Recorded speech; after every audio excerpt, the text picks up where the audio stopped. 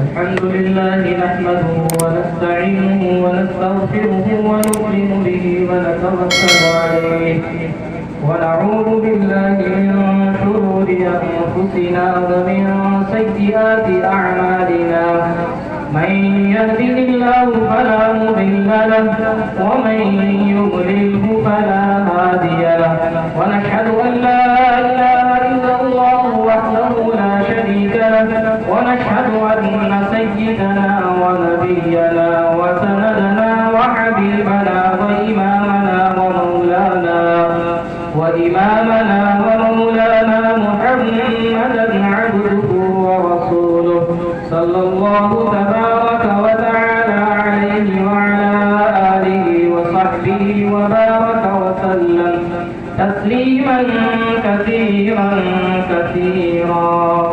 أما بعد فأعوذ بالله من الشيطان الرجيم. بسم الله الرحمن الرحيم. قل إن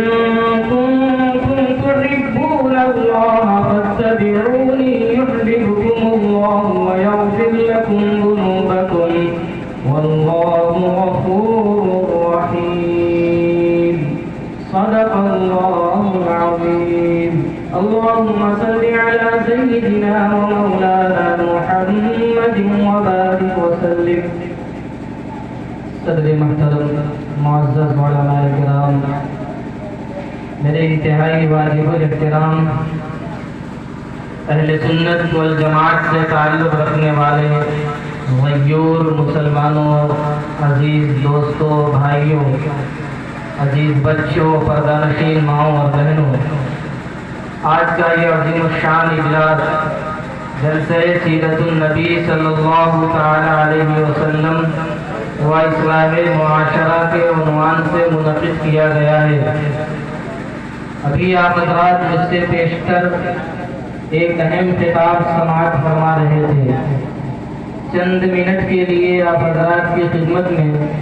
میں بھی لب کشائی کرنے کی جسارت کر رہا ہوں، اور میں دل کی گہرائیوں سے مبارکباد پیش کرتا ہوں اپنے ان تمام دوستوں کو، نوجوانوں کو اور اہلیان محلہ کو جنہوں نے یہ عظیم الشان بزم سجائی ہے۔ اللہ تبارک و تعالی انہیں بہترین جزائے خیر عطا فرمائے، بہترین بدلہ عطا فرمائے۔ محترم بزرگوں اور دوستوں، ہم سب مسلمان ہیں اور بحیثیت مسلمان ہمارے اور آپ حضرات کے اوپر کچھ ذمہ داریاں عائد ہوتی ہیں۔ مسلمان وہ آزاد نہیں ہوتا ہے، مسلمان کا مطلب ہی ہوتا ہے اپنی خواہشات کو اپنے خالق و مالک کے حکموں کے آگے قربان کر دینا، اپنے سر کو اپنے آقا اور اپنے خالق اور اپنے مالک کی اطاعت کے آگے جھکا دینا۔ یہ مسلمان کا معنی اور مطلب ہے۔ جلسے کا دو عنوان ہے، ایک جلسہ سیرت النبی یعنی نبی پاک صلی اللہ تعالی علیہ وسلم کی پاکیزہ اور مقدس سیرت اور آپ کی مبارک زندگی، اور دوسرا عنوان جو اسی کا ایک جز ہے، حصہ ہے کہ آن حضرت صلی اللہ تعالی علیہ وسلم کی پاکیزہ سیرت اور زندگی کی روشنی میں ہم اپنے معاشرے کے اندر پنپنے والی خرابیوں، برائیوں اور کمزوریوں کو دور کریں۔ نمونہ ہو سیرت طیبہ، آئینہ ہو سیرت طیبہ، آئیڈیل ہو جناب محمد رسول اللہ صلی اللہ تعالی علیہ وسلم کی ذات اور آپ کی سیرت اور آپ کی زندگی، اسی کی روشنی میں اپنے معاشرے کی اصلاح کی ایک کوشش کی جائے۔ حضرات محترم، ہم نے جو کلمہ پڑھا ہے، کلمہ لا الہ الا اللہ محمد رسول اللہ صلی اللہ تعالی علیہ وسلم، جب ہم نے اس کلمے کا اقرار کر لیا تو اب ہم پابند ہو گئے اللہ کے حکموں کے اور جناب محمد رسول اللہ صلی اللہ تعالی علیہ وسلم کے طریقوں کے، اور آپ کی زندگی، آپ کی سیرت ایک ایسی سیرت ہے کہ زندگی کا کوئی بھی موڑ ہو، زندگی کی کوئی بھی حالت ہو، زندگی کا کوئی بھی لمحہ ہو، اس لمحے کے اندر اگر ہم اور آپ نبی پاک علیہ الصلوۃ والسلام کی سیرت طیبہ کو اٹھا کر دیکھیں گے تو ہمیں آپ کی سیرت سے رہنمائی ملے گی، ہمیں آپ کی سیرت سے ہدایات ملیں گی، اور ہمیں آپ صلی اللہ تعالی علیہ وسلم کی سیرت سے ایک راستہ ملے گا کہ اس راستے کو اختیار کرو۔ ہم نے جب حضرت صلی اللہ تعالی علیہ وسلم کی غلامی کو قبول کر لیا اور آپ کی زندگی، آپ کی سیرت ہی وہ واحد سیرت ہے کہ رہتی دنیا تک کے انسانوں کے لیے کامیابی کی ضمانت اسی سیرت کے اندر ہے۔ یوں تو اس پر بہت ساری دلیلیں ہیں، لیکن میں آپ حضرات کی خدمت میں مختصراً 3 دلیلیں پیش کرنا چاہتا ہوں۔ نمبر 1، سب سے پہلی دلیل یہ ہے کہ ہم نے حضرت صلی اللہ تعالی علیہ وسلم کے نام کا کلمہ پڑھا ہے، لا الہ الا اللہ محمد رسول اللہ۔ اب کلمہ پڑھنے کے بعد ہمارے اوپر یہ لازم ہو گیا کہ ہماری ذمہ داری بن گئی کہ اب ہماری زندگی کا ہر عمل، ہماری زندگی کا ایک لمحہ جب ہم گزارنے کے لیے شروعات کریں تو ہم دیکھیں کہ اس میں نبی پاک علیہ الصلوۃ والسلام کی زندگی سے ہمیں کیا رہنمائی ملتی ہے، اور آپ کے طریقوں سے ہٹ کر، آپ کی ہدایتوں سے ہٹ کر، آپ کے بتائے ہوئے اسوا سے ہٹ کر اگر ہم ادھر ادھر تلاش کریں گے میرے بھائی اور دوستو، ہمیں کامیابی نہیں مل سکتی۔ ایک مرتبہ سیدنا حضرت عمر بن الخطاب رضی اللہ تعالی عنہ یہودیوں کے مدرسے میں گئے اور وہاں سے تورات کا ایک نسخہ لے کر آئے، اور اس نسخے کو لا کر نبی پاک صلی اللہ تعالی علیہ وسلم کی مجلس میں بیٹھ گئے اور اسے الٹ پلٹ کر پڑھنے لگے۔ سیدنا صدیق اکبر رضی اللہ تعالی عنہ نے بھانپ لیا،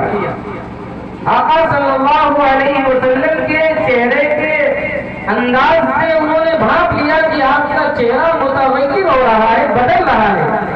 اور غصے کے آثار نظر آ رہے ہیں۔ سیدنا صدیق اکبر رضی اللہ تعالیٰ عنہ نے اشارہ فرمایا، حضرت عمر رضی اللہ تعالیٰ عنہ نے بھی بھانپ لیا اور فوراً خاموش ہو گیا اور اس نسخے کو بند کر دیا، اور پھر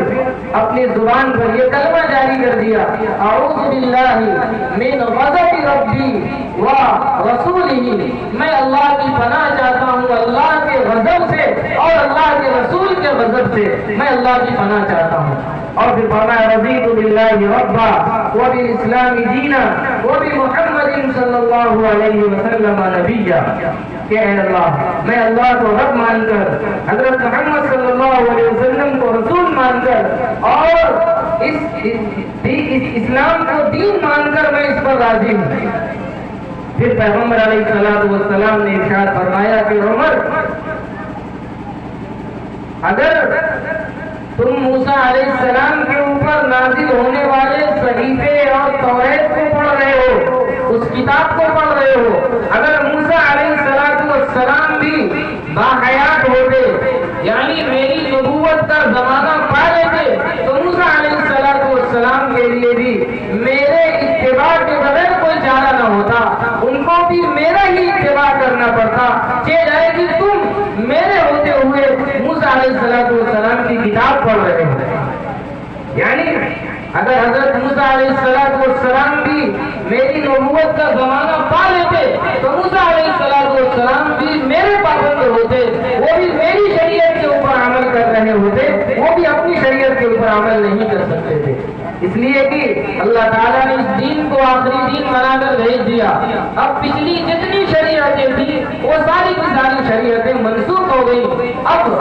دین چلے گا تو جناب محمد رسول اللہ صلی اللہ تعالی علیہ وسلم کا، اب کوئی کتاب پڑھی جائے گی تو جناب محمد رسول اللہ صلی اللہ علیہ وسلم پر نازل شدہ کتاب پڑھی جائے گی، اب کوئی طریقہ رائج ہوگا تو جناب محمد رسول اللہ صلی اللہ تعالی علیہ وسلم کا طریقہ رائج ہوگا، اس کے علاوہ کوئی طریقہ دنیا کے اندر رائج نہیں ہوگا۔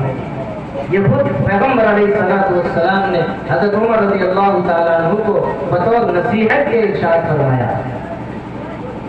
میرے بھائیوں، بزرگوں، دوستوں، آج ہم لوگ اپنی حالات کا جائزہ لیں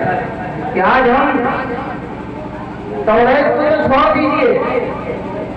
ان گمراہ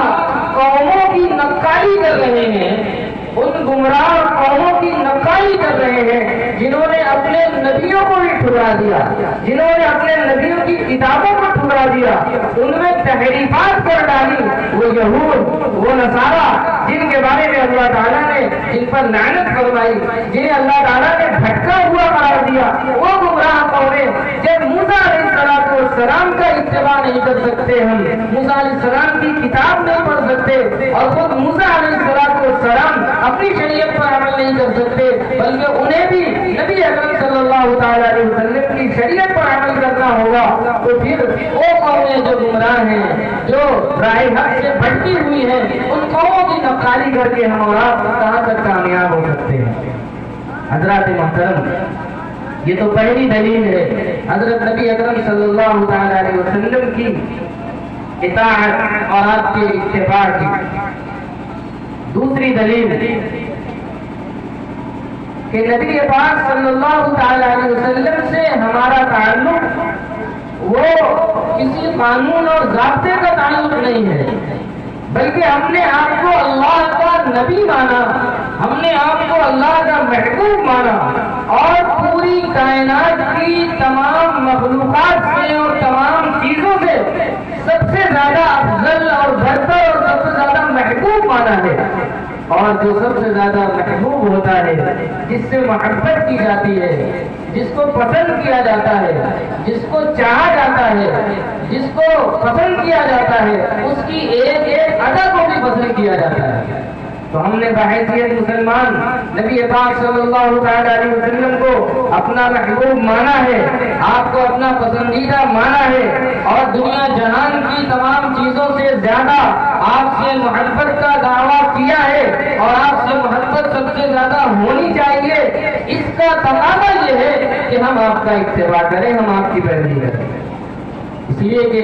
جس سے محبت کی جاتی ہے اس کی ایک ایک ادا سے محبت کی جاتی ہے۔ اللہ سبحانہ و تعالیٰ قرآن پاک کے اندر فرماتے ہیں، قُلْ إِن كُنتُمْ تُحِبُّونَ اللَّهَ فَاتَّبِعُونِي يُحْبِبْكُمُ اللَّهُ وَيَغْفِرْ لَكُمْ ذُنُوبَكُمْ وَاللَّهُ غَفُورٌ رَحِيمٌ۔ اے پیغمبر، آپ لوگوں سے کہہ دیجئے کہ اگر تم اللہ سے محبت کا دعویٰ کرتے ہو،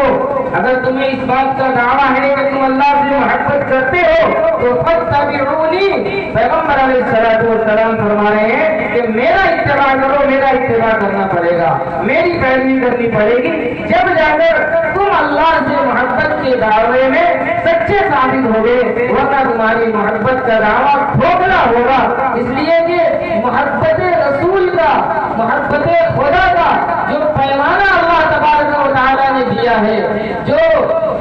کسوٹی جس پر پرکھنے کے لیے اللہ تعالیٰ نے ہمیں اور آپ کو مکلف بنایا ہے، وہ نبی پاک علیہ السلام کی اتباع ہے اور آپ کے طریقوں کے اوپر چلنا ہے۔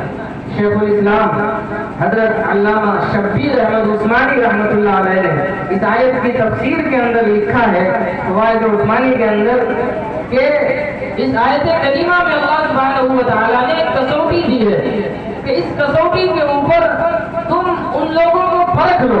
ان کو جانچ لو جو اللہ سے محبت کے دعوے دار ہیں اور کہتے ہیں ہمیں اللہ سے بڑی محبت ہے، ہمیں رسول اللہ سے بڑی محبت ہے۔ یہ کسوٹی پیمانہ اللہ تعالیٰ نے دیا، اس کسوٹی کے اوپر پرکھ لو۔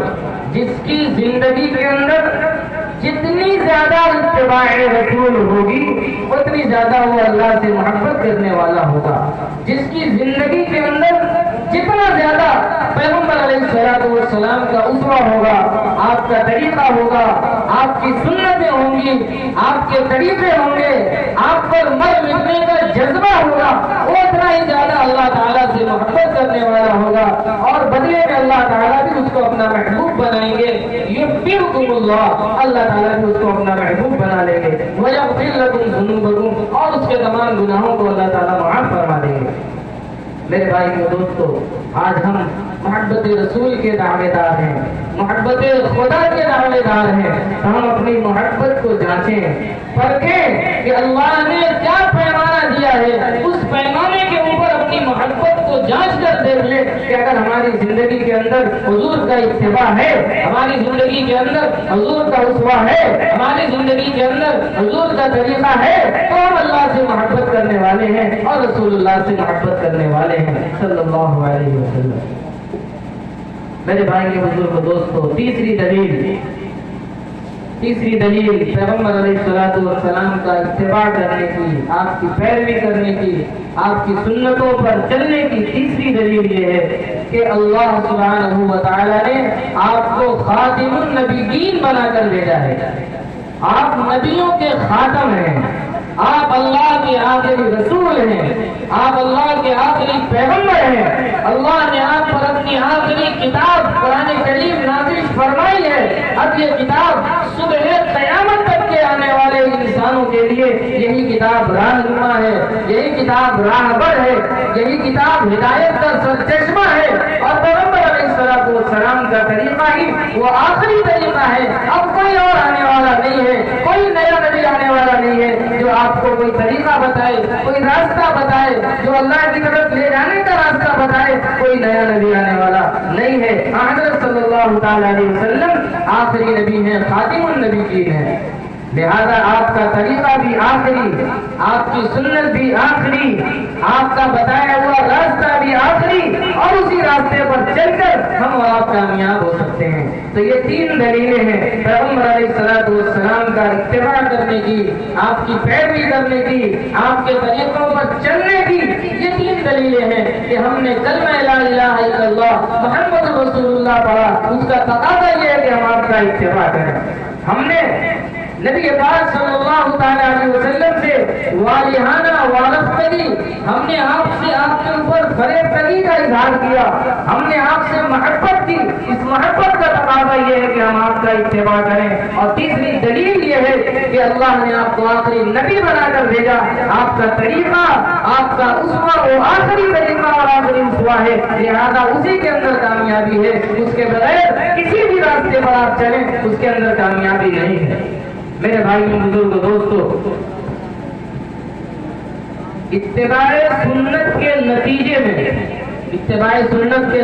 میں ہمیں ملے گا کیا؟ سوال ذہن میں پیدا ہو سکتا ہے کہ اتباع سنت کے نتیجے میں ہمیں ملے گا کیا، اس کا ثمرہ کیا ہے، اس کا رزلٹ کیا ہے، اس کی برکات کیا ہے۔ اللہ تبارک و تعالیٰ نے اس کو بھی بیان فرما دیا۔ انعامات تو بے شمار ہیں، دنیا جہان کی کامیابیاں ہیں، لیکن میں صرف وقت کم ہونے کی وجہ سے آپ حضرات کی خدمت میں تین انعامات کا ذکر کرنا چاہتا ہوں۔ نمبر 1، پیغمبر علیہ السلام کا اتباع کرنے اور آپ کی سنتوں کا اتباع کرنے کے نتیجے میں ہمیں پہلا انعام یہ ملے گا کہ ہمیں محبوبیت خداوندی حاصل ہو جائے گی، ہم اللہ تبارک و تعالیٰ کے محبوب بن جائیں گے، ہم اللہ تعالیٰ کے محبوب بن جائیں گے۔ اللہ تعالیٰ ہمیں اپنی محبوبیت عطا فرما دیں گے اور اپنا محبوب اور پسندیدہ بندہ بنا لیں گے، اللہ تعالیٰ بھی ہم سے محبت کرنے لگیں گے۔ کون انسان ہے جو یہ نہ چاہتا ہو کہ مجھے اللہ تعالیٰ اپنا محبوب بنا لے؟ آج دنیا کے اندر لوگ معمولی عہدوں پر فائز ہونے والے انسانوں سے قربت بڑھاتے ہیں۔ کوئی چاہتا ہے کہ تھانے کے ایس او صاحب سے میری قربت ہو جائے، کوئی چاہتا ہے کہ ڈی آئی جی صاحب سے میری قربت ہو جائے، کوئی چاہتا ہے کہ میئر صاحب کا میں قریبی ہو جاؤں، میں ودھائک صاحب کا اور پارشد صاحب کا قریبی ہو جاؤں، میں کسی منتری مکھیہ منتری کا قریبی ہو جاؤں، یا اس سے بھی اوپر اٹھ کر میں کسی پرائم منسٹر کا قریبی بن جاؤں۔ دنیا میں آدمی یہی چاہتا ہے کسی وزیر کا، کسی بادشاہ کا قریبی ہو جاؤں۔ یہ خواہش دل کی فطرت ہے، دل کے اندر یہ خواہش ہوتی ہے، لیکن ان تمام کے اوپر جو ذات ہے اور ان تمام کی مالک جو ذات ہے، جس نے ان سب کو اقتدار عطا کیا، جس نے ان سب کو عہدہ عطا کیا، دیا وہ ذات ہے اللہ سبحانہ و تعالیٰ کی۔ اللہ کی محبت کون نہیں چاہے گا؟ کون نہیں چاہے گا کہ میں اللہ کا محبوب بن جاؤں؟ تو اللہ تعالیٰ نے فرما دیا قل ان کنتم تحبون اللہ فاتبعونی یحببکم اللہ، کہ اگر تم میرے محبوب کا اتباع کرو گے تو میں تمہیں اپنا محبوب بنا دوں گا۔ تو اتباع سنت کے نتیجے میں ملنے والا جو پہلا انعام ہے، جو پہلا پروانہ ہے، جو پہلی خوشخبری ہے، جو پہلا رزلٹ ہے، وہ کیا ہے؟ وہ یہ ہے کہ اللہ تعالیٰ ہمیں اور آپ کو اپنا محبوب بنا دیں گے۔ میرے بھائی نے دوستو، دوسرا انعام کیا ملے گا؟ دوسرا انعام یہ ملے گا کہ اللہ تبارک و تعالی اپنے محبوب کی معیت اور آپ کی صحبت نصیب فرمائیں گے۔ معیت نبوی حاصل ہوگی، یعنی حضور پاک علیہ السلام کی معیت نصیب ہوگی، آپ کی صحبت نصیب ہوگی، آپ کی رفاقت نصیب ہوگی، آپ کا قرب نصیب ہوگا، اور ہم آپ کے قریبی ہوں گے جنت کے اندر۔ پل صراط کے موقع پر، حوض کوثر کے پاس ہم نبی پاک صلی اللہ علیہ وسلم کے قریب ہوں گے۔ کیسے؟ نبی پاک علیہ السلام نے اپنے بہت ہی چہیتے صحابی، اپنے خادم خاص سیدنا حضرت انس بن مالک رضی اللہ تعالی عنہ، جنہوں نے بچپن سے پیغمبر علیہ السلام کی خدمت کی ہے، جو سفر میں بھی آپ کے ساتھ ہیں، حضر میں بھی آپ کے ساتھ ہیں، گھر میں بھی آپ کے ساتھ ہیں، مسجد میں بھی آپ کے ساتھ ہیں، سواری پر بھی آپ کے ساتھ ہیں، نمازوں میں بھی آپ کے ساتھ ہیں، تلاوتوں میں بھی آپ کے ساتھ ہیں، دسترخوان پر بھی آپ کے ساتھ ہیں، غرض آپ کے سفر و حضر کے ساتھ رہنے والے خادم خاص سیدنا حضرت انس بن مالک رضی اللہ تعالی عنہ سے آپ نے ارشاد فرمایا یا بنیا ان قدرت ان تصبح وتمسي ما ليس في قلبك بالسنة احد فافعل وهذا من سنتي۔ اے میرے پیارے سنو، غور سے سنو، اے میرے پیارے، اگر تم اس بات پر قادر ہو کہ تمہاری صبح اور تمہاری شام وہ اس حال میں ہونی چاہیے، تمہاری صبح اور تمہاری شام اس حال میں ہونی چاہیے کہ تمہارا دل ہر ایک سے متعلق بالکل پاک اور صاف ہو، تمہارے دل کے اندر کسی سے بھی متعلق کوئی کینہ نہیں ہونا چاہیے، کوئی حسد نہیں ہونا چاہیے، کوئی جلن نہیں ہونی چاہیے، کوئی بغض اور نفرت، عداوت اور دشمنی نہیں ہونی چاہیے۔ اپنے سینے کو کینے سے پاک کر دو، اس حال میں شام کرو، اس حال میں صبح کرو، تمہارا شب و روز اس حال میں ہونا چاہیے کہ تمہارا سینہ کینے سے پاک ہو، تمہارا سینہ حسد سے پاک ہو، تمہارا سینہ نفرت سے پاک ہو، دشمنی سے پاک ہو۔ تو ایسا کر لو، اور آئے ایسا کرو، یعنی ایسا کرنے کی عادت ڈالو۔ وہذا من سنتی، اور یہ میری سنت ہے، یہ میری سنت ہے۔ پیغمبر علیہ السلام نے فرمایا کہ یہ میری سنت ہے، یعنی میں بھی ایسا کرتا ہوں، میں بھی اس طرح عمل کرتا ہوں، لہذا میری اس سنت کو تم بھی اپنا لو، اختیار کرو۔ اور پھر آگے ارشاد فرمایا، بہت ہی جامع بات ارشاد فرمائی، وہی بات سنانے کے لیے میں نے اس حدیث کو نقل کیا ہے۔ پیغمبر علیہ السلام فرماتے ہیں کہ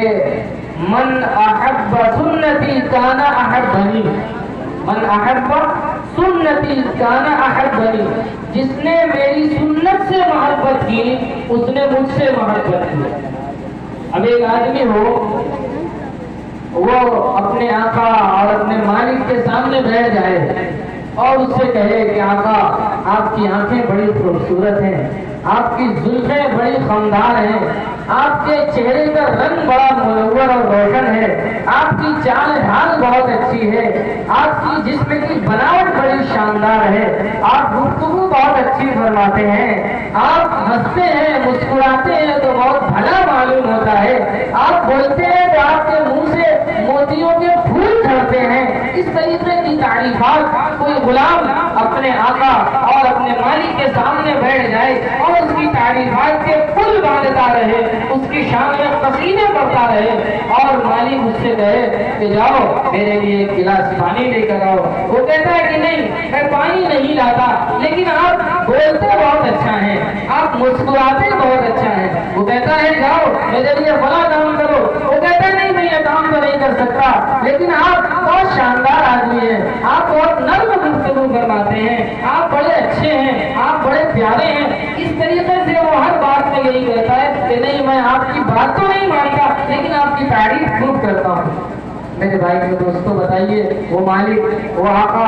اپنے اس غلام اور نوکر سے خوش ہوگا یا ناراض ہوگا؟ کیا ہوگا بتائیں؟ خوش ہوگا کہ ناراض ہوگا؟ ظاہر سی بات ہے کہ ناراض ہوگا، خوش نہیں ہوگا، اس لیے کہ وہ اس سے پانی منگا رہا ہے، پانی نہیں لا رہا، کھانا منگا رہا ہے، کھانا نہیں لا رہا، بستر منگا رہا ہے، بستر نہیں لا رہا، اس کی ضروریات کی کوئی بھی چیز مہیا نہیں کر رہا ہے، مالک کیسے اس سے خوش ہو سکتا ہے؟ میرے بھائی میرے دوستو، اسی طریقے سے ہم مسلمانوں کا آج حال ہو گیا ہے کہ ہم لوگ یہ چاہتے ہیں کہ پوری رات نبی پاک صلی اللہ علیہ وسلم کی شان میں قصیدے پڑھیں، نعت پڑھیں، ترانے پڑھیں، حمد پڑھیں اور خوب جھوم جھوم کر پڑھیں، لیکن جب بات آ جائے پیغمبر علیہ السلام کی سنتوں پر عمل کرنے کی، آپ کے طریقوں کے اوپر چلنے کی، آپ کے طریقے کو اختیار کرنے کی، آپ کے بتلائے ہوئے راستوں پر چلنے کی اور آپ کی سنتوں کو اپنے سینے سے لگانے کی، اپنی زندگیوں کے اندر اتارنے کی، میرے بھائی اور دوستو ہمارا حال بھی اسی غلام کی طرح ہو جاتا ہے کہ ہم کہتے ہیں کہ بھائی ہم تو زبان سے خوب کہہ سکتے ہیں لیکن ہم سے عمل کے لیے مت کہو، ہم سے یہ مت کہو کہ بھائی نماز پڑھو، ہم سے یہ مت کہو کہ جھوٹ مت بولو، ہم سے یہ مت کہو کہ وعدہ خلافی مت کرو، ہم سے یہ مت کہو کہ بھائی کسی کو مت ستاؤ، ہم سے یہ نہ کہو کہ پڑوسیوں کے ساتھ ظلم کا معاملہ نہ کرو، ہم سے یہ نہ کہو کہ روزہ رکھو، ہم سے یہ نہ کہو کہ حج کرو، ہم سے یہ نہ کہو کہ زکات دو، ہم سے یہ نہ کہو کہ قرآن کریم کی تلاوت کرو، ہم سے یہ نہ کہو کہ تسبیحات پڑھو، ہم سے یہ نہ کہو کہ غریبوں، یتیموں، بیواؤں اور کمزوروں کی مدد کرو، ہم سے یہ سب نہیں ہو سکتا، ہم تو بس نام کے مسلمان ہیں، ہم کام کے مسلمان نہیں ہیں۔ میرے بھائی کے بزرگ دوست کو بتائیے، جب ہم اللہ تبارک و تعالیٰ کی بارگاہ میں حاضر ہوں اور اللہ تعالیٰ ہم سے بس ایک سوال کر لیں، اللہ تعالیٰ ہم سے بس ایک سوال کر لیں اور پوچھ لیں کہ اے میرے محبوب کے امتیوں، اے میرے محبوب کے امتیوں، بتاؤ تم اس زمانے میں زندگی گزار رہے تھے جبکہ زمانہ اشتہار والا تھا، پرچار کرنے والا زمانہ تھا، ایڈورٹائزمنٹ کا زمانہ تھا، ہر طرف ایڈ ہی ایڈ نظر آ رہے تھے، آپ موبائل کھولیں گے تو موبائل پر ایڈ آ جائے گا، یوٹیوب پہ کوئی چیز دیکھ رہے ہیں، کوئی پروگرام دیکھ رہے ہیں، اس میں بار بار ایڈ آتا ہے، ہر کمپنی اپنے اپنے پروگراموں کو پیش کرتی ہے، کہیں کوئی کمپیوٹر والا پرچار کر رہا ہے، موبائل والا اپنا پرچار کر رہا ہے، اسی طریقے سے گاڑی والا اپنا پرچار کر رہا ہے، اور جتنے بھی ساز و سامان دنیا کے اندر بن رہے ہیں سب اپنا اپنا پرچار کر رہے ہیں، اپنے اپنے پروڈکٹ کو تیار کر کے اس کا پرچار کر رہے ہیں، اس کی نمائش کر رہے ہیں اور لوگوں کو لبھا رہے ہیں کہ دیکھو یہ چیز بہت اچھی ہے، یہ چیز بہت اچھی ہے، یہ چیز بڑی پیاری ہے، ہم بہت سستے میں دے رہے ہیں، ہمارے یہاں آفر بھی ہے، آپ آئیے جلدی سے اس کو خرید لیجیے۔ یہ ایک ایڈورٹائزمنٹ کا زمانہ ہے، ہر طرف پرچار ہو رہا ہے، لوگ آج اپنے کھوٹے کو کھڑا بتا کر بیچ رہے ہیں، لوگ آج اپنے کھوٹے کو کھڑا بتا کر بیچ رہے ہیں، لوگوں کے ہاتھ میں تانبا ہے، پیتل ہے، اپنے تانبے اور پیتل کو سونا بتا کر بیچ رہے ہیں۔ میرے محبوب کے امتیوں، اللہ تعالیٰ کہیں گے اے میرے محبوب کے امتیوں، تمہارے پاس تو سونا تھا، تمہارے پاس تو سونا تھا، تم نے اپنے سونے کو بھی سونا بتا کر نہیں فروخت کیا، اپنے سونے کو لوگوں کے سامنے پیش نہیں کیا، جو دین تمہارے پاس تھا، جو اسلام تمہارے پاس تھا، جو طریقہ تمہارے پاس تھا، جو قرآن تمہارے پاس تھا، نبی پاک صلی اللہ تعالی علیہ وسلم کا جو طریقہ اور آپ کی جو سنتیں تمہارے پاس تھی، تم نے ان سنتوں کا کتنا پرچار کیا، لوگوں کو کتنی دعوتیں دی، لوگوں کو کتنا دین کی طرف بلایا اور کس قدر ان کے سامنے اپنے نبی کی زندگیوں کا پرچار کیا۔ میرے بھائی میں بزرگوں دوستو بتائیے اس وقت ہمارا کیا حال ہوگا؟ ہم سے کوئی جواب نہیں بن پڑے گا، ہم کوئی جواب نہیں دے پائیں گے، اس لیے کہ آج ہم اس معاملے میں بہت کوتاہی سے کام لے رہے ہیں۔ پہلے تو ہم خود اپنی زندگیوں کے اندر اس کو داخل کرنے کی کوشش کریں۔ نبی پاک صلی اللہ علیہ وسلم اپنے امتیوں سے کس قدر محبت فرماتے تھے، کیسی شفقت فرماتے تھے۔ راتوں کو اٹھ کر تہجد کے وقت میں حضرت صلی اللہ علیہ وسلم رو رو کر دعائیں فرماتے تھے، یا رب امتی، یا رب امتی، یا رب امتی، اے میرے رب میری امت کا کیا ہوگا، اے میرے رب میری امت کا کیا ہوگا، اے میرے رب میری امت کا کیا ہوگا۔ آپ کو معلوم تھا، آپ کو وحی کے ذریعے بتلا دیا گیا تھا کہ اے میرے پیارے پیغمبر، آپ کے بعد آپ کے نواسوں کے ساتھ یہ ہونے والا ہے، سیدنا حسن رضی اللہ تعالیٰ عنہ کے ساتھ یہ ہونے والا ہے، سیدنا حسین رضی اللہ تعالیٰ عنہ کے ساتھ یہ ہونے والا ہے، سیدہ زینب رضی اللہ تعالیٰ عنہ کے ساتھ یہ ہونے والا ہے، سیدہ فاطمہ زہرا رضی اللہ تعالیٰ عنہ کے ساتھ یہ ہونے والا ہے۔ لیکن آپ پوری تاریخ اٹھا کر دیکھ لیجئے، پوری سیرت اٹھا کر دیکھ لیجئے، کبھی بھی حضرت صلی اللہ علیہ وسلم نے یہ نہیں فرمایا اے میرے اللہ میرے بعد میرے نواسوں کا کیا ہوگا، میرے گھر والوں کا کیا ہوگا، میری بیٹیوں کا کیا ہوگا۔ آپ نے فکر فرمائی تو ہماری اور آپ کی فکر فرمائی، آپ نے دعا فرمائی تو ہم امتیوں کے لیے دعا فرمائی، یا ربی امتی، یا ربی امتی، یا ربی امتی۔ لیکن آج امتی کا یہ حال ہے۔ میرے نوجوانوں نے اس پروگرام کو منعقد کیا ہے، میرے نوجوان دوستوں، میرے نوجوان ساتھیوں، میرے نوجوان بھائیوں، اللہ تبارک و تعالی جب یہ سوال پوچھیں گے تو ہم کیا جواب دے پائیں گے؟ نبی پاک صلی اللہ علیہ وسلم سے ہم کس منہ سامنا کر سکتے ہیں اور کیا منہ دکھا سکتے ہیں؟ حضرت صلی اللہ علیہ وسلم اگر حوض کوثر پر ہم جائیں، جام کوثر پینے کے لیے، جام کوثر نوش فرمانے کے لیے، اور حضرت صلی اللہ علیہ وسلم کہہ دیں سحقن سحقن، دور ہو جاؤ، دور ہو جاؤ، تم مجھ سے دور ہو جاؤ، میں تمہیں نہیں پہچانتا، اگر حضور نے پہچاننے سے انکار کر دیا، کیوں؟ اس لیے کہ ہم نے پوری زندگی آپ سے رشتہ توڑا ہے، ہم نے پوری زندگی آپ سے ناطہ توڑا ہے، ہم نے پوری زندگی آپ کی سنتوں کا مذاق اڑایا ہے، ہم نے پوری زندگی آپ کے طریقے کو چھوڑا ہے، ہم نے پوری زندگی گناہوں کے اندر گزاری ہے۔ بتائیے میرے بھائیوں، میرے نوجوانوں، ہم کس منہ سے آپ کا سامنا کر سکتے ہیں اور کس منہ سے آپ سے کہہ سکتے ہیں کہ ہمیں بھی جام کوثر عطا فرما دیجئے؟ ہم کس منہ سے کہہ سکتے ہیں کہ ہماری بھی شفاعت فرما دیجئے، جبکہ رحمت کا دریا جوش مار رہا ہوگا، سب کی مغفرت کے فیصلے ہو رہے ہوں گے، اور اللہ کے نبی صلی اللہ علیہ وسلم اپنے امتیوں کو بھر بھر کر جام کوثر پلا رہے ہوں گے۔ اس موقع پر اگر ہمارا دامن پکڑا گیا میرے بھائی دوستو، اس وقت ہم کیا منہ دکھا سکتے ہیں؟ اس لیے اپنی زندگیوں کے اندر سنتوں کو داخل فرمائیے، دلا ان کا نہیں ہے۔ ایک مرتبہ سیدہ عائشہ صدیقہ ام المومنین ہم سب کی ماں حضرت عائشہ صدیقہ رضی اللہ تعالی عنہا نے پوچھا کہ اے پیارے پیغمبر صلی اللہ تعالی علیہ وسلم، بتائیے آپ کے اوپر سب سے مشکل حالات کس وقت آئے تھے، سب سے زیادہ پریشانی آپ کو کب ہوئی تھی؟ حضرت صلی اللہ علیہ وسلم نے فرمایا کہ میری پیاری عائشہ 9 سال کا زمانہ گزر چکا ہے، مجھے آج بھی وہ لمحہ یاد ہے جب طائف کے میدانوں میں لوگ مجھے ستا رہے تھے، جب طائف کے میدانوں میں مجھ پر پتھر برسایا جا رہا تھا، جب طائف کے میدانوں میں تھوکا جا رہا تھا اور گردنوں میں چادروں کو ڈال کر کھینچا جا رہا تھا، میرا پورا جسم لہولہان ہو گیا تھا، وہ زمانہ مجھے آج بھی یاد ہے۔ 9 سال کا زمانہ ہو گیا لیکن آج بھی مجھے یاد ہے۔ میرے بھائیو دوستو، وہ پھر بھی اپنے نہیں تھے، وہ تو نہ ماننے والے تھے، وہ تو کافر تھے، ان کا کیا کہنا، وہ تو ماننے والے لوگ نہیں تھے، وہ تو بے قدرے تھے، وہ نا قدرے تھے، وہ نہیں جانتے تھے آپ کا مقام اور مرتبہ۔ ہم تو جانتے ہیں، ہم تو آپ کے نام لیوا ہیں، ہم تو آپ کا کلمہ پڑھنے والے ہیں، ہم تو آپ کا دم بھرنے والے ہیں، ہم تو آپ کے نام پر مچلنے والے ہیں۔ میرے بھائیو دوستو، شکوہ تو اپنوں سے ہے، غیروں سے کیا شکوہ کیا جائے؟ شکوہ تو اپنوں سے ہے، غیروں سے کیا شکوہ کیا جائے؟ غیر تو غیر ہے، اس سے کیا امید لگائی جا سکتی ہے؟ لیکن جو اپنے ہیں، جو آپ کے نام لیوا ہیں، جو آپ کے امتی ہیں، جو آپ کے نام کا کلمہ پڑھنے والے ہیں، جو آپ کو اپنا نبی اور رسول ماننے والے ہیں، شکایت تو ان سے۔ آج بہت سے نوجوان کالجوں میں، یونیورسٹیوں میں پڑھنے والے روشن خیال کیا، وہ تاریخ خیال ہے کہ جب وہ دیکھتے ہیں کسی ٹوپی والے کو، کسی کرتا پاجامہ والے کو،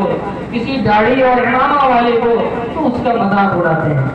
کہ یہ دیکھیے، یہ دقیانوس قسم کے لوگ، یہ انتہا پسند قسم کے لوگ، یہ قدامت پسند اور رجعت پسند قسم کے لوگ، یہ کیا کریں گے؟ میرے بھائی میں دوستو، بڑی تکلیف ہوتی ہے کہ وہ کسی اور کا مذاق نہیں اڑا رہا ہے، یہ جناب محمد رسول اللہ صلی اللہ تعالی علیہ وسلم کی سنتوں کا مذاق اڑا رہا ہے، آپ کی سنتوں کا جنازہ نکال رہا ہے، یہ کسی اور کا مذاق نہیں اڑا رہا۔ وہ تو غیر تھے، انہوں نے کیا تو کیا ہوا؟ آج اپنے مسلمان نام رکھنے والے عبداللہ اور عبد الرحمن نام کے لوگ جب اس طریقے کی حرکتیں کرتے ہیں، میرے بھائی میں دوستو، بہت افسوس ہوتا ہے، وہ اپنی آخرت کو برباد کرتا ہے، اپنی آخرت کو خراب کرتا ہے۔ اس لیے اسلامی تعلیمات کو عام کریں، اسلامی تعلیمات کو پڑھیں، اسلام کو سمجھیں، جانیں کیا ہے ہم مسلمان ہیں۔ صرف نام کے مسلمان نہ بنیں، کام کے مسلمان بنیں۔ ہم صرف نام کے مسلمان نہ بنیں، کام کے مسلمان بنیں۔ اپنی زندگیوں کے اندر سنتوں کا نور پیدا کیجیے، نمازوں کا اہتمام کیجیے، اپنے چہروں کے اوپر داڑھی جیسی عظیم سنت کو سجائیے، سنواریے۔ بھلا بتائیے، کوئی ماں اگر اس کو اس کے چہیتے بیٹے کا فوٹو دے دیا جائے اور کہا جائے کہ لو اپنے اس بیٹے کے فوٹو کو آگ میں ڈال دو، تو کون ماں ہے جو اپنے بیٹے کے، اپنے لختے جگر کے فوٹو کو آگ میں جلا دے گی؟ وہ کہے گی کہ نہیں، میں اسے کسی اور طریقے سے ضائع کر سکتی ہوں لیکن میں آگ میں نہیں جلا سکتی۔ بتائیے، وہ اللہ جس نے محبت کو پیدا کیا اور لوگوں کو، انسانوں کے درمیان تقسیم کر دیا، جو 70 ماؤں سے زیادہ محبت کرنے والا ہے، وہ اللہ جب اس کے سامنے کوئی بندہ اس کے محبوب کی شکل و صورت لے کر آئے گا، اس کے محبوب کی سنتوں والا چہرہ لے کر آئے گا، اس کے محبوب کی سنتوں والا لباس پہن کر آئے گا، تو اللہ تبارک و تعالیٰ کیسے اپنے محبوب کی شکل و صورت والے انسان کو جہنم کی آگ میں ڈالیں گے؟ کبھی ایسا نہیں ہو سکتا کہ اللہ تعالیٰ اپنے محبوب کی شکل و صورت والے انسانوں کو جہنم کے اندر ڈال دے، آگ کے اندر ڈال دے، ایسا کبھی نہیں ہو سکتا۔ اس لیے میرے بھائی اور دوستوں، میرے نوجوانوں اور عزیز ساتھیوں، اللہ تبارک و تعالیٰ نے جو زندگی دی ہے، اس زندگی کی قدر کیجیے، لہو و لعب سے اپنے آپ کو بچائیے، اپنے وقت کی قدر کیجیے، وقت کی قدر و قیمت کو جانیے،